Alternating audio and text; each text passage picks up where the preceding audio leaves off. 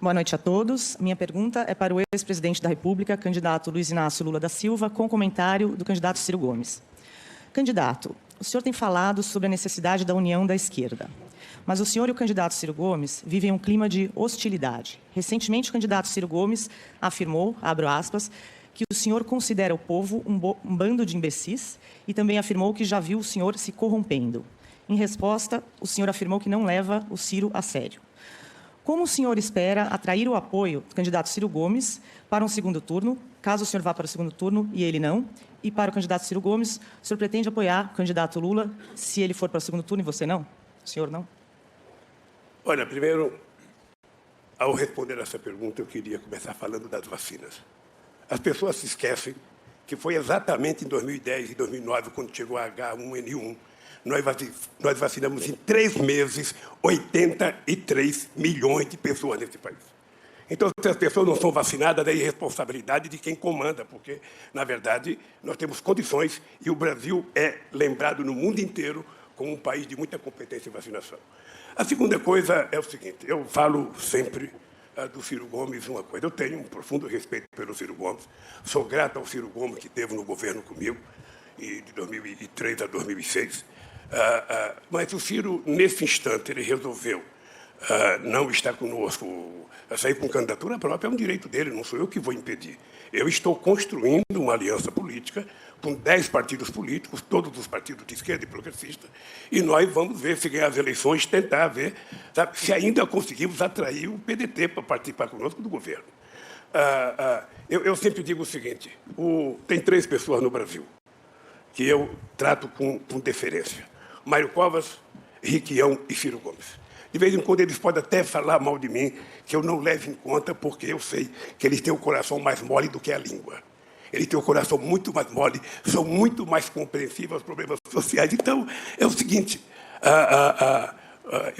eu espero que o Ciro, nessas eleições, não vá para Paris. Eu espero que o Ciro fique aqui no Brasil, que a gente sente para conversar e possa construir a verdadeira aliança política que ele sabe que vai ser construída. O Lula é esse encantador de serpente, assim, vai na emoção das pessoas, cativa, nós temos uma relação bastante antiga e ele quer sempre trazer a coisa para o lado pessoal. Não é pessoal. Eu atribuo ao Lula a contradição econômica do Lula, a contradição moral do Lula e do PT, o Bolsonaro. Eu não acho que o Bolsonaro desceu de Marte com essas contradições todas. O Bolsonaro foi um protesto absolutamente reconhecido, respeitosamente por mim, contra a devastadora crise econômica que o Lula e o PT produziram e que ele apaga. Ele faz números assim e esquece. Se você tomar, e eu vou fazer isso durante esse debate, a média de crescimento econômico do período do PT é medíocre, é igualzinha do Fernando Henrique Cardoso. O desemprego que está aí de 10, o Bolsonaro recebeu com 12, recebeu do PT.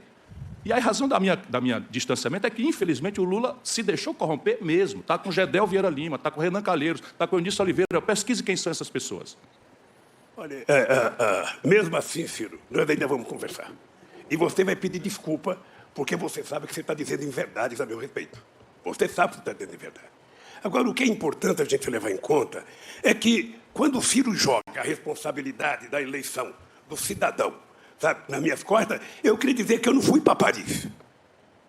Eu não saí do Brasil para não votar no Haddad. Eu não saí no Brasil para não votar. E fui preso para não ganhar as eleições, porque sabiam que se eu tivesse liberdade, eu ganhava as eleições.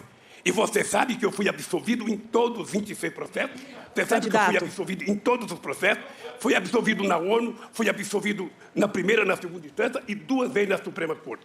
Agora é o seguinte, eu sou o único inocente que paga o preço de ser inocente. Ou seja, eu sou culpado porque sou inocente. Eu continuo dizendo para vocês o seguinte, nós vamos trabalhar para voltar a governar esse país, para fazer a economia crescer, para investir na educação. As pessoas se esquecem que quem criou o piso escolar fui eu. E muitos governadores não queriam sequer pagar o piso escolar. As pessoas se esquecem que nós espalhamos universidade por esse país afora. E vou dizer uma coisa para você, o ProUni foi a maior revolução educacional que a gente fez nesse país. Milhões de meninos da periferia, meninos negros e negras, que estudavam em escola pública, tiveram a oportunidade de primeira vez fazer uma universidade que era privilégio de rico, era privilégio da classe média alta. Aliás, filho, você sabe perfeitamente bem que esse país é tão contra a educação que o Peru teve a sua primeira universidade em 1554 e a nossa primeira foi em 1920. Ou seja, a elite brasileira nunca se preocupou em educar. Precisou um metalúrgico sem diploma cuidar disso.